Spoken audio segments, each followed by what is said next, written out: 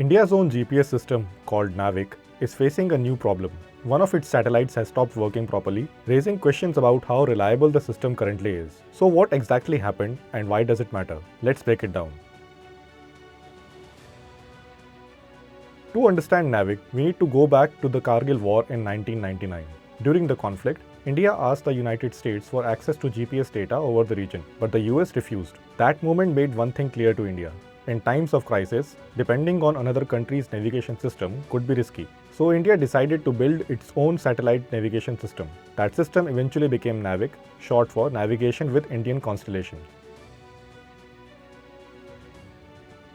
NavIC works very much like GPS. Satellites orbit the Earth and send signals down to receivers like devices in cars, ships, and smartphones. These receivers calculate their exact location by measuring how long the signal takes to reach them. Because radio signals travel at the speed of light, even a tiny error in time can mean a big error in location. That's why navigation satellites rely on extremely precise atomic clocks. Unlike the US GPS system, which covers the entire world, NavIC is designed as a regional system. It covers India and roughly 1500 kilometers beyond its borders.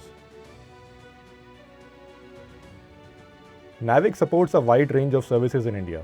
It helps with vehicle tracking and transportation, defense operations, disaster management, agriculture and land surveying, telecommunications, and timing services. Besides India, only a handful of countries operate their own satellite navigation systems. The US has GPS, Russia has GLONASS, Europe has Galileo, China has Beidou. But there is a big difference. These global systems operate more than 20 to 30 satellites. NavIC, by comparison, was designed with just 7 satellites. On March 13, Indian space research body Isro announced that the atomic clock on the NavIC satellite IRN-SS1F had stopped working.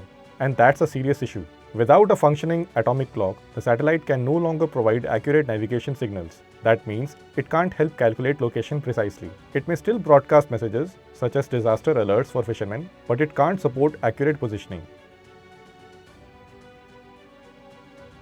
This isn't the first problem NavIC has faced. Back in 2016, all 3 atomic clocks on the satellite IRN-SS1A stopped working. Since then, multiple satellites have experienced similar issues, and in 2025, a new replacement satellite called NVS-02 also failed to reach its final orbit. Satellite navigation needs at least 4 satellites visible at the same time to determine a precise location. But after the latest failure, NavIC effectively has only 3 satellites capable of reliable positioning. That reduces the reliability of the system, and it could force devices to rely on foreign navigation systems like GPS. Isro is already working on second-generation NavIC satellites known as the NVS series. These satellites include several improvements: indigenous atomic clocks, reducing reliance on foreign components, support for L1 frequency, which helps smartphones and vehicles receive NavIC signals more easily. More launches in the coming years are expected to restore the constellation and improve reliability. NavIC was created to ensure India's strategic independence in navigation and timing services. But with multiple satellite failures and a shrinking constellation, the system now faces a crucial test. The success of the next generation of satellites could determine whether India's desi GPS regains its strength or falls further behind global rivals. Follow Business Standard for more such explainers.